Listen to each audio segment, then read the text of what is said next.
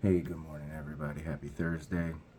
Oh, it is a rainy Thursday. It is currently 67, going to be high of 77, and it is still raining since yesterday. And across our state, there's been flooding, trees down. People are certainly affected by it. Praise the Lord. He's blessed me with a couple of homes on top of the hill. So last year, when the flooding came through and wrecked the state, our home was on top of the hill. Now the home he's given me here, it's on top of the hill, so flooding hasn't really impacted me here. Um, but there's plenty of people that were impacted overnight. There was some towns in the state that actually shut down and evacuated. So there's people affected by this storm. So and I pray for them. Prayed for them last night. Prayed for those people last night.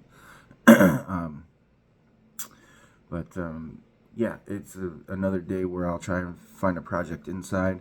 I've been trying to tinker, do little projects every single day, and kind of stay ahead of things as I can, and get things done where I can. And now the projects don't necessarily have to be like building something. It could be, administrative or um, in a family of seven, it could be an HR type thing, those types of things.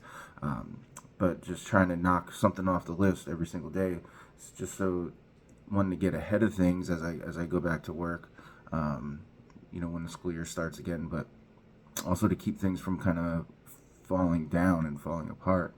And that's like how the Lord works, right? And sometimes he'll drop a big one on you, but usually the sanctification process is a slow and steady, continuous chiseling away and sculpting. Right? He is the potter, we are the clay, and a sculpting over time.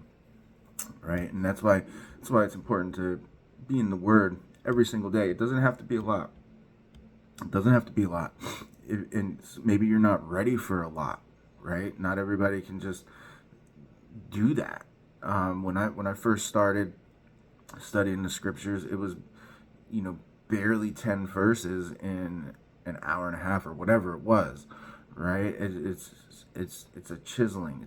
It's a constant working towards the glorification, and I don't mean our glory, but glorification in when he calls us home and we have our perfect body, right? There's a sculpting, a molding into Christ likeness as we walk. Okay, so we're in 1 Timothy and chapter 3, and we started to look at the trustworthy saying about the office of overseer, right? Office of overseer. King James uses the word bishop, but it's overseer, elder, and shepherd. All right, they're synonyms. It's that is the pastor. Okay, so let's look at these qualifications. So this is chapter 3 and let's just go verse 1. All right, so the saying is trustworthy. If anyone aspires to the office of overseer, he desires a noble task. Therefore, an overseer must be above reproach, okay? And that's not just above reproach in the church, it's above reproach, period. Above reproach in the community. It's a character. It's from the inside out, okay? And that's why that's talking about sanctification, right? This doesn't happen overnight, right? This is over time, a consistent walk with the Lord chisels those things away, and over time, as you behave and conduct yourself in that way, you become above reproach. Okay, you become above reproach. The husband of one wife, sober-minded, self-controlled, respectable, hospitable, able to teach, not a drunkard, not violent, but gentle, not quarrelsome, not a lover of money. Okay, so one of these, the husband of one wife is a hold on, I gotta blow my nose. So the husband of one wife is I guess a debated qualification, right? And what does that mean? Is it not a polygamist? Well, yeah, it's not a polygamist. Okay, um, it's many wives at a time. Is it can you have been divorced or a widower, right? Husband of one wife. What is what does that mean? Okay, and in my humble opinion, it follows the the rules that Jesus made. Okay, the rules that Jesus made, and that Paul went over in First Corinthians. I think that's First Corinthians chapter 7. So the husband of one wife, right? So could you be divorced? Is she still is the first wife still alive? Has she passed away? What what are the circumstances around it? Did you become a believer and she not? That kind of thing. You gotta kind of dig into that, but it should fall. The answer to that is in line with the scriptures. Okay, the answer to that is in line with the scriptures. So to me, there isn't really a debate, right? There isn't really a debate. Well, what if I didn't know that then, but I know that now? Okay, and my answer to that is you have to run it up the flagpole, okay, to the Lord, right? To the Lord. And here's the other answer to that. So that's for you personally, but as far as being an overseer in a church, you have to be above reproach. So therefore, somebody wouldn't be able to hold a thing against an overseer. Okay, and so if this is something that somebody can hold against the overseer, then they're disqualified because it makes them reproachable. Okay, it makes them reproachable. See, the overseer is held to a higher standard. He's held to a higher standard.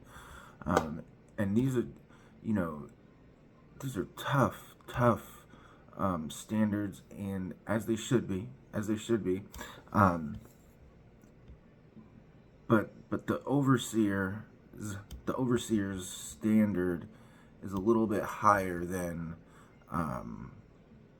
the average or the lay or certainly an unbeliever. Okay, but even just somebody in the congregation who is a member of the body, right? The overseer standard is higher.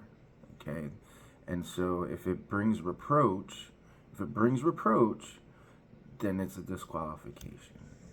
Okay, sober-minded, self-controlled, respectable, hospitable, right? Hospitable. 1 Peter 4:9 talks about what hospitable means. Let's look at it. So 1 Peter 4:9 says, use hospitality one to another without grudging. See, that's what hospitable means. It's without grudging. So, we sometimes we show hospitality to people, but then it's like, oh, they couldn't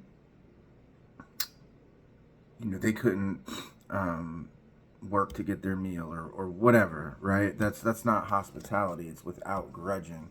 It's you give and you share and you invite out of love, right? The charge is love. Okay, so it's being hospitable. It's without grudging.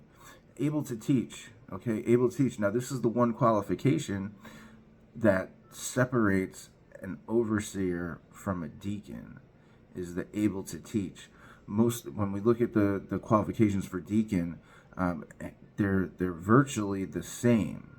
Okay, not a drunkard, not violent, but gentle, not quarrelsome, not a lover of money. He must manage his own household well with all dignity, keeping his children submissive. So dignity, King James uses gravity, with all gravity. And the King James of this verse reads very different. We'll read that in a second. I'm going to take the time to do that. But that dignity also means venerableness or respect or honor. Okay, and so it's not. It's dignity and respect and honor towards the overseer, yes, but really that's a model or vision of dignity and venerableness and honor towards the Lord, right? Because as the overseer, you are the little L Lord. You're supposed to be the pastor of the home, right? So listen what it says next. So keeping it dignity, with all dignity, keeping his children submissive. For if someone does not know how to manage his own household well, how will he care for God's church? So let's look at verse 4 in the King James. Let's listen to how this reads, and we'll end with that. So the King James version of 1 Timothy chapter 3 verse 4 says, one that ruleth well his own house, having his children in subjection with all gravity. Having his children in subjection with all gravity. That reads different. So the King James, it puts the subjection on the father, okay, on the father. The ESV, how it reads is keeping his children submissive, not under subjection of the father, but submissive. And so that puts the submission to the Lord, right? Not to the subjection of the father. Now, if your children is in submission to the Lord, they are in subjection to the father, right? But that the fear of the Lord isn't about who is ruling over you. It's about, I fear the Lord, so I am going to submit to who is ruling over me.